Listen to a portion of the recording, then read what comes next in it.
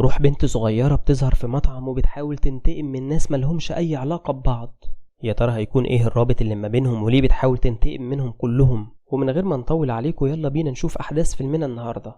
بيبدأ فيلمنا بشخص اسمه بيني وهو راجع بيته بعد ما خلص شغله ومعاه هدايا لعياله الاتنين، وبيكون جايب لبنته عروسة باربي وابنه كاميرا هدية، وبيطلع تمثال فرعوني وبيقول لمراته ان صاحبه اداله التمثال ده هدية وقال له انه اثري من 700 سنة وبيحطه على الرف في البيت علشان يحافظ عليه. وبيفضل ديفيد ابنه يصور بالكاميرا لحد ما الكهرباء بتقطع، ووقت النوم بيطلب من ابوه يحكي له قصة عن الاشباح وبتكون مراته خايفة. بس بيبدأ بيني يحكي لابنه انه من 20 سنة شاف شبح لما كان عنده مباراة كرة سلة في المدرسة، وكان في فرق نقط كتير بينهم وبين الفريق المنافس، وبعدين وقع اللاعب المتميز في الفريق المنافس واتصاب ومات بعد 3 شهور. وبعدها كان شبح اللاعب بيظهر في الملعب وما كانوش بيشوفوه بس بيسمعوا صوت الكورة وهو بيلعب بيها. بس ديفيد بيقول له ان في واحد في المدرسة معاه حكاله ان هو زقه وهم بيلعبوا علشان كده مات.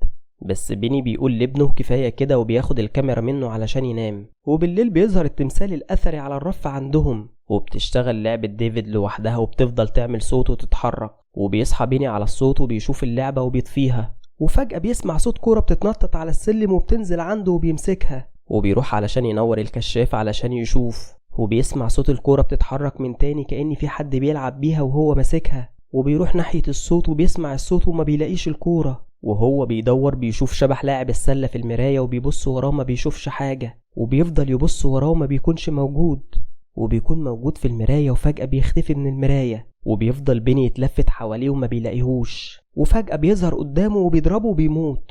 وبعدها بيظهر مذيع في برنامج وهو مستضيف 4 أشخاص وبيقول إن الناس ما بتصدقش في الأشباح، وأول واحد منهم هو السيد دوري اللي بيكون مثقف ومقتنع بس بالمعرفة اللي في الكتب، وتاني واحد بيكون أمين مكتبة واسمه السيد راجي وعنده معرفة كبيرة بالأشباح، وتالت واحدة هي كيال واللي شغالة في البرمجة وبتصدق في وجود الأشباح، وآخر واحد بيكون طارد أرواح اسمه فيلو. وبيسأل المذيع فيلو عن إثبات لكلامه، وبيقول له فيلو إن أهم إثبات عنده إن هو عمل أكتر من 500 جلسة لطرد الأرواح، وبيقول له دوري إن ده كلام فارغ من العصر الحجري والعالم كله بقى فيه تليفون دلوقتي، وإن هو بيعذب المرضى بتوعه بحجة طرد الأرواح. بس فيلو بيرد على المذيع وبيقول له إن في تمثال من 4000 سنة عملته ملكة مصرية علشان تجمع فيه الطاقة السلبية اللي حوالين مملكتها وتحميها، وإن في كل قمر مكتمل بتحضر روح بسبب وجود التمثال ده، وبيقول له إن التمثال ده في الهند دلوقتي، وبيسخر منه دوري وبيقول له إن هو ينفع يحكي قصص ويألف روايات. وبيسأل المذيع كيال عن برنامجها، فبتقول له إنها قدرت من خلال التكنولوجيا إنها تعمل برنامج يخلينا نقدر نتواصل مع الأرواح، وبتشرح لهم البرنامج، وبتقول لهم إن الجهاز ده بيلقط ترددات الصوت اللي الإنسان ما بيسمعهاش زي ترددات صوت الخفافيش مثلا، وإن الترددات دي لو موجودة قريب منه بحد أقصى 10 متر هيقدر الجهاز يسمعها. وبيطلب منها دوري تجرب البرنامج قدامهم وتثبت لهم، بس بتقول له كيال إن البرنامج لسه ما تجربش، فبيقول لها تجربه في الاستوديو، وبيطلب منها تخليه يتكلم مع ابنه اللي مات.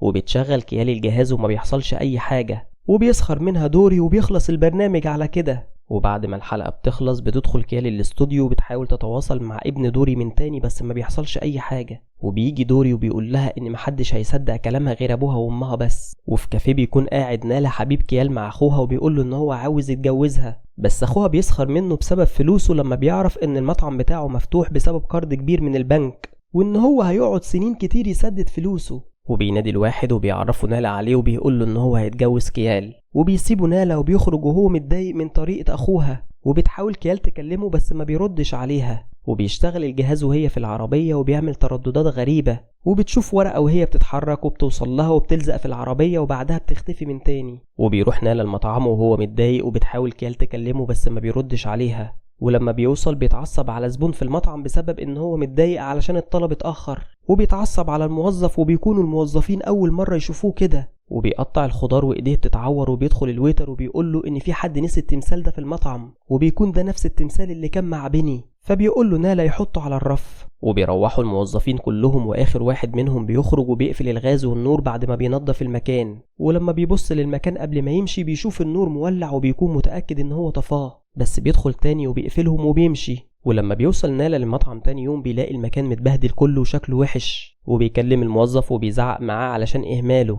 وبيحاول الموظف يقنعه ان هو روق كل حاجة بس ما بيقتنعش. فبيقول له نالا انه هيخرج في مشوار ولما يرجع يلاقي المكان كله نضيف. وبيروح نالا الراجل وبيقول له ان هو حول باقي المبلغ اللي هو طلبه، وبيقول له الراجل ان هو معجب بشغله وتصرفاته وهيديله المكان بسعر اقل، وبيديله ورق اثبات ملكية الارض. وفي المطعم بيكون الموظف متضايق من نالا علشان ظلمه، وبيفتح التلاجة وبيلاقي طبق حلويات وبيبدأ يسألهم مين اللي طبخه ومحدش منهم بيجاوب. وبيعجبهم طعمه جدا وبتقول لهم شوبة الطباخة ان اكيد نالا هو اللي عمله، وبيقدموا منه للضيوف. وبتاكله بنت صغيرة وبيجي ابوها للشيف وبيطلب منه انهم يكونوا مشرفين على عيد ميلاد بنته ويحضروا الوصفة دي. وبتكون كيال في الشركة بتاعتها وبيروح لها اخوها وبيهنيها علشان عيد ميلادها، وبيقول لها على العريس اللي هو جابه ليها وبيعرفها عليه. بس بتعتذر له كيال وبتقول له ان عندها شغل ولازم تمشي ومش هترجع للبيت وانه عارف مكانها. وبيعرف اخوها انها رايحة لنالا، وبتروح بيت نالا وبيحتفلوا مع بعض بعيد ميلادها. وهم نايمين بيظهر خيال اسود على الشباك وبعدها بيختفي. وبتقلق كيال من النوم وبتقوم تشرب وبتشوف نفس حلويات المطعم محطوطة في التلاجة وبتطلعها وبتدوقها. وبيجي نالا وبتقول له ان الحلويات جميلة وانه اختراع جميل جدا، وبيستغرب وبياخد الحلويات وبيدوقها وبيقول لكيال انه ما عملش حاجة، بس هي بتقول له انه متواضع جدا وانهم قالوا لها ان هو عملها في المطعم. وتاني يوم بيروح نالا للمطعم وبيسأل الشيف عن الحلويات وبيقول له الشيف انها نجحت وجالهم طلبيات كتير، وبيطلب منه يحضر الوصفة قدامهم. وبيكون عاوز يقول لهم انه ما عملش حاجة بس بيسكت. وبيبص على التمثال في المطعم والنور بيطفي وبيشتغل، وبيبدأ يعمل الوصفة وبيدوقها الشيف وبتكون زي اللي كانت موجودة، وبيكونوا الموظفين كلهم فخورين بيه.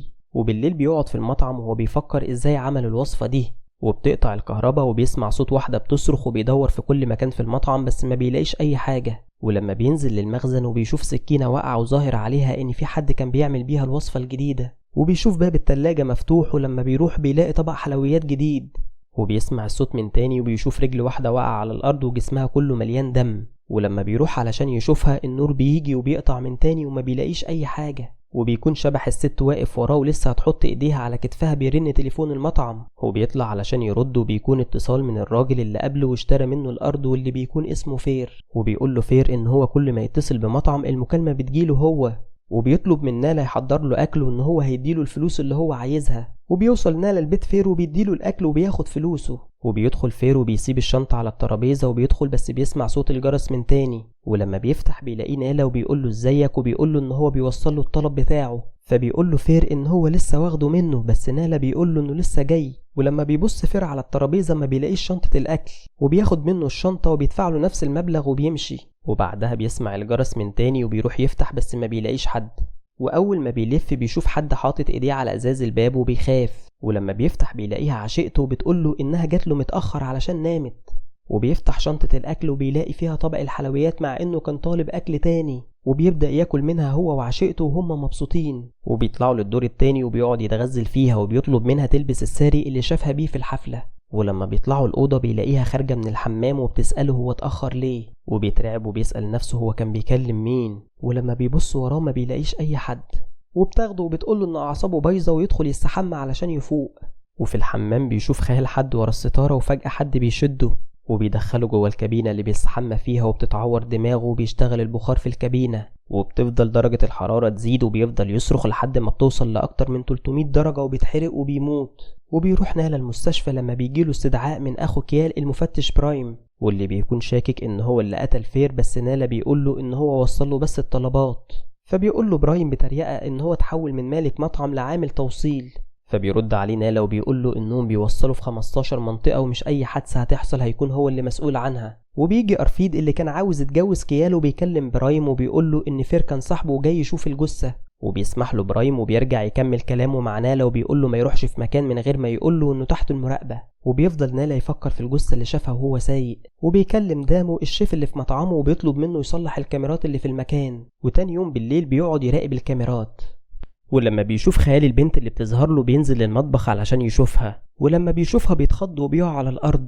وفجأة بتتصل كيال بيه وبتقوله إن أرفيد بيتصل بيه وعاوز يكلمه. وتاني يوم بيتعصب نالا وهو شغال لما بيشوف طبق حلويات جديد وبيرميه في الحيطة وبيتكسر، وبيخرج ورا دامو علشان يتكلم معاه وبيحكي له نالا عن أرفيد، وبيعرض عليه دامو إنه يبات في المطعم بداله ويروح علشان يشوف أرفيد. وبيروح نالا الأرفيد وبيكون دامو ويوجي وسويت بول في المطعم سهرانين، وبيقول لهم دامو إن نالا متضايق بسبب موضوع كيال وإنه وحيد من صغره، وبيطلب من سويت بول يجيب حاجة ياكلوها من المطبخ، ولما بينزل بيفتح التلاجة وبيشوف الحلويات وبياكلها، وبعدها بيسمع صوته ولما بيروح علشان يشوف فيه ايه بيتشد من رجليه في الضلمة. ولما بيتأخر بينزل دامو وبيقول ليوجي يشوف الكهرباء فيها ايه لانها قطعة في المطبخ، وبيولع بولعته بس بتطفي، ولما بيولعها بتظهر البنت قدامه، وبيتأكد يوجي ان كل حاجة تمام. ولما بينزل المطبخ ما بيلاقيش دامو، وبينادي عليه وبيلاقي السقف بينقط دم، وبيبص لفوق وبيشوف شبح البنت وهي نازلة وبتاخده هو كمان. وبيوصل نالا للكافيه وهو بيجري ومرعوب وبيدخل يدور عليهم، وفجأة بيسمع صوت صفارة شديدة وبيقع على الأرض وهو ماسك ودنه من الألم، وفجأة الصوت بيقف وبتتملي الأرض دخان وبتظهر البنت قدامه. وتاني يوم بيكون برايم في بيت أرفيد لأنه اتقتل، وبيكون في المستشفى لأنه لقى دامو وسويت بول مصابين، وبتكون إصابة يوجي إصابة بسيطة جدا، لكن دامو اللي بتكون حالته سيئة وفي العناية المركزة. وبيجي برايم لأنه فاكر إن نالا هو اللي قتله، وبيكون عاوز يقبض عليه، بس نالا بيقوله إن هو معهوش مذكرة بالقبض عليه. وبعدين بيجي دكتور الطب الشرعي وبيقول إن أرفيد انتحر ما اتقتلش، وبيسيبه وبيمشي، وبتخرج معاه كيال وبتعتذر له عن اللي أخوها عمله، وبتقوله إن هو شك فيه لأن هو كان عنده، وبتطلب منه يحكي لها على اللي حصل. وبيبدأ يحكي لها إنه راح له البيت وأرفيد سابه وطلع أوضته، وبيدخل أرفيد الأوضة وبتكون مليانة تماثيل متغطية، وبيشوف تمثال منهم بيتحرك، ولما بيلف ما بيلاقيش حاجة، وفجأة بيلاقي الغطا بيتحرك كأن التمثال بيتنفس، ولما بيشيل الغطا بيلاقيه طبيعي لحد ما بيجي تمثال اسود وربط الغطا على أرفيد لحد ما اتخنق. ولما بيطلع يشوفه بيشوف التمثال وبيشيل الغطا وبيشوف أرفيد وهو مخنوق وبيصرخ وبيطلع يجري، وبيحكي لكيال على البنت الصغيرة اللي بيشوفها. وبالليل بتروح كيال المطعم معاه ومعاها الجهاز بتاعها، وأول ما بتدخل بيتقفل باب المطعم عليها، وبيحاول نالا يفتحه بس ما بيعرفش، وبتظهر البنت قدامها وبيحذرها نالا، بس كيال بتمشي ورا البنت وبتلبس الجهاز وبتحاول تكلمها، بس البنت بتسيبها وبتفضل تطبخ الحلويات المميزة بتاعتها. وبتتحرك البنت وبتقرب من كيال ومعاها سكينة وبتكون هتقتلها، بس بيقدر نالا انه يدخل في الوقت المناسب والبنت بتختفي. وتاني يوم الصبح بتاخد كيال نالا وبتوديه للسيد راجي امين المكتبة، وبيحكوله على اللي حصل، وبيقول لهم ان ممكن البنت دي اتقتلت وروحها عاوزة تنتقم. وبيدوروا على تاريخ المحل اللي كان موجود قبل مطعم نالا، وبيعرفوا انه كان مطعم مشهور بحلويات اسمها حلويات نترا، وبتكون دي نفس الحلويات اللي عملها نالا. وبيشوفوا فيديو للمطعم اللي اتشهر بسبب الحلويات، وفي الفيديو بيظهر أرفيد ومعاه فيرو ومعاهم حد تالت وما بيكونش ظاهر وشه. وبيقول نالا الراجي ان الشخص التالت ده ممكن يكون هو اللي عليه الدور. وبيقرر نالا انه يروح لعنوان الشقة اللي نترا كانت عايشة فيها علشان يعرف معلومات اكتر عنها. ولما بيروح للعمارة بيوقفوا بتاع الامن وبيسألوا جاي لمين، ولما بيعرف الحكاية بيقوله انه ما يعرفش اي معلومات عنهم وانهم مشوا من زمان. وبيجي سكرتير العمارة وبيقوله ان نترا ماتت وامها اتجننت وما يعرفش عنهم اي حاجة. ولما بيرجع لبتاع الامن وبيوريه له صورة فيرو وأرفيد بيبصله بتاع الامن برعب وبيقوله يمشي من المكان وما بيرضاش يقوله اي حاجة. وهو ماشي بيوري الطفل صغير صورة نترا وامها وبيقول له الولد انهم كانوا قاعدين في الدور الثامن. وبالليل بيجي نالا وبيتسحب وبيدخل لشقتهم وبيلاقي كراسة رسم نترا وصورة اشعة على المخ، وبعدين لقاها رسمة صورة ليه في الكراسة. وهو خارج من الشقة بيشوفه بتاع الامن وبيحاول نالا يهرب منه وبيدخل اسانسير العمارة بس بيكون فيه السكرتير وبينادي السكرتير لبتاع الامن. ولما بيجي الامن باب الاسانسير بيقفل على دماغه وما بيقدروش يساعدوه وبيطلع الاسانسير ودماغه بتتقطع. وبيروح لراجي ومعاه كيال وبتكون كيال خايفة لان اخوها مش هيسيبه وهيقبض عليه لان كل حاجة ظهرت في كاميرات العمارة. وبيقول لهم نالا ان هو عاوز يعرف ايه اللي بيربطه بنترا وليه جت مطعمه هو وليه الناس دي كلها ماتت قدامه. وبيوريهم صورته اللي شافها في كراسة الرسم بتاعتها. وبيقول لهم راجي انهم لازم يلاقوا ام البنت دي. وبتدخل كيال للمطعم وبتشغل الجهاز بتاعها وبتحاول تتواصل مع نترا بس ما بتردش عليها. واول ما بيكلمها نالا النور بيقطع وبتظهر وبيسألها عن امها، فبتقوله انها واقفة وراه وبيبص وراه هو وكيال وبيلاقوا شبح امها. وبيبدأ يعرف منهم اللي حصل زمان. وبتكون نترا طالبة في المدرسة وبتساعد امها في المطعم. وبتودع نترا علشان تروح المدرسة. وهي رايحة بيعطل التوك توك بيها قدام ملعب الكريكت وبيقول لها السواق ان هو هياخد 5 دقايق. وبتدخل الملعب وبتشوف نالا وهو بيلعب كريكت مع اصحابه وبترسم رسمة ليهم مع بعض في كراسة الرسم. ولما بتيجي تمشي بيضرب نالا الكورة وبتيجي في دماغها وبتقع وبتتخبط دماغها في الصخرة. وبينقلها سواق التوك توك للمستشفى من غير ما نالا يشوفها. وبيقول الدكتور لامها ان جالها ارتجاج في المخ وعمل لها فقدان في الذاكرة وانها بقت تنسى كل 10 دقايق ايه اللي حصل. وبتبدأ نترا تتعافى وبتخرج من المستشفى بس بتفضل تتوه بسبب فقدان الذاكرة. وبتديها امها ساعة ذكية عليها تسجيل صوتي بيشتغل كل شوية يفكرها ان بيتهم شقة 3 الدور الثامن. وفي يوم بتكون طالعة في الاسانسير وبيحاول بتاع الامن يقرب منها بس بتزعق وبتقوله انها تقول لامها. وبعد شوية بتسلم عليه وبتخرج من الأسانسير كأن مفيش حاجة حصلت. ولما بيسأل واحد من صحابه بيقوله على مرض نترة، وبتطلب راني أمها من عامل الأمن إنه يطلع نترة للبيت كل يوم علشان ما تتوهش، وبياخدها وبيوقف الأسانسير وبيعتدي عليها وبتخرج وبتنسى كل اللي حصل، وبيفضل كل يوم يستغلها ويتعدى عليها. وبعدين بيكتشف سكرتير العمارة اللي موظف الأمن بيعمله كل يوم وبيضربه وبيقوله إنه هيطرده. وبعدين بيروح لراني أم نترة وبيقول لها إنهم هيعملوا احتفال في الحي وبيقترح عليها تعمل حلويات وتبيعها في الحفلة، وبتوافق وبتاخد نترة معاها في الحفلة. بس نترة بتتعب وبتطلب راني من بنت صغيرة تاخد نترة وتطلعها العمارة. بس بعد شوية بتلاقي البنت بتلعب وبتسألها عن نترة، فبتقول لها إنها ما طلعتهاش ووصلتها للبيت بس، وبتقول لها إن نترة طلعت لوحدها فبتقلق وبتطلع تدور عليها وما بتكونش في الشقة، وبتلف على سكان العمارة وتسألهم على نترة وما بتكونش موجودة عند حد فيهم. وبتقول لها جارتها تروح للسكرتير وتخليه يقول في الميكروفون على نترة ولو عند حد هيرجعها لها. وبتروح له وبيقول لها ان هو هيساعدها، وبتيجي تمشي بتسمع التسجيل اللي في ساعة نترة بيشتغل من جوه شقة السكرتير. وبتدخل وبتلاقي نترة على السرير وفير والسكرتير وأرفيد اعتدوا عليها كلهم، وبتفضل تصرخ وبتقوله انها تفضحهم كلهم. وبعد شوية بيظهر موظف الأمن وفير وأرفيد والسكرتير وهم واقفين في الشقة، وبتكون راني ونترة واقعين على الأرض فاقدين الوعي. وبيقول لهم فير إنهم لازم يخفوا الجثث وإن الاتنين ملهمش حد يسأل عليهم. وبياخد نترة وأمها للمطعم وبيقطع جثة أمها وبيخفيها. وبتفوق نترة وبتشوف اللي بيحصل مع أمها، بس بيفجروا المطعم وبيموتوها. وبيخلص التسجيل وبتكون كيال ونالا عند راجي وبيسمع التسجيل وبيعيط نالا بسبب اللي عرفه. وبيقول لكيال ان كل اللي حصل ده بسبب الكورة اللي خبطت فيها، ولو كانت كويسة ما كانش حصل كل ده. وبتقول له كيال انه لازم يحكي لابراهيم وانه اكيد هيساعدهم. وبيقول له راجي ان كلام كيال صح، وبيروح معاها لابراهيم وبيقول له على كل حاجة. وبيتصل ابراهيم بالسكرتير وبيسأله عن حادثة نترة بس ما بيقولوش اي حاجة، وبيراقبوا تليفونه علشان يعرفوا ايه اللي حصل. وفي الوقت ده بيكون السكرتير في بيته وجايب له دجالة علشان تحميه وما يموتش زي الثلاثة التانيين. وبتقول له الدجالة انهم لازم يروحوا للمكان اللي الجمجمة اتدفنت فيه علشان يحرقوها ويعيشوا في امان. وبتاخده وبيروحوا المكان مهجور وبتعرفوا مكان الجثة، وبتعمل حوالين السكرتير دايرة من النار علشان تحميه، وبتروح تجيب الجمجمة وبتبدأ تحفر مع المساعد بتاعها، بس المطر بيمطر والنار بتطفي. وبيتشد السكرتير وبيتضرب، وبيوصل كيال ونالا للمكان. وبيشوف نالا السكرتير بس بيكون شايف كل الناس نترة، وبيبدأ يهجم على نالا فاكره هي. ولما بيجي ابراهيم بيهجم عليه هو كمان وبيمسك كيال من رقبتها لانه شايفهم راني ونترة. بس بتظهر نترة وبتحرك ايديها وايد نالا بتتحرك زيها، وبتمسك المسدس وهي متحكمة في نالا وبتضربه قبل ما يموت ابراهيم. وبيفضل نالا يضربه بالرصاص لحد ما يموت.